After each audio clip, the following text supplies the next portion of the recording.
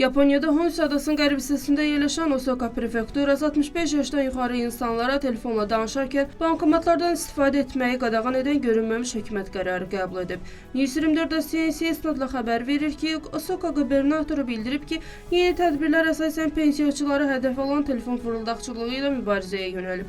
Yaşlılar təkcə əmanətlərini itirmir, həm də ağır stressdən əziyyət çəkirlər. Biz bu qaydanı bu cür cinayətkarların qarşısını almaq ümidi ilə qəbul etmişik deyə 2025-ci ilin martında sənəd qəbul etdikdən sonra qubernator bildirib. Qərara əsasən maliyyə institutları və digər təşkilatlar öz köhnə müştərilərini qadağa ilə bağlı xəbərdar etməli olacaqlar. Məmur qeyd edib ki, qayda pozuntusuna görə heç bir sanksiya yoxdur, lakin hakimiyyət ümid edir ki, qadağa faktının özü yaşlı insanların aldadılması hallarının qarşısını almağa kömək edəcək.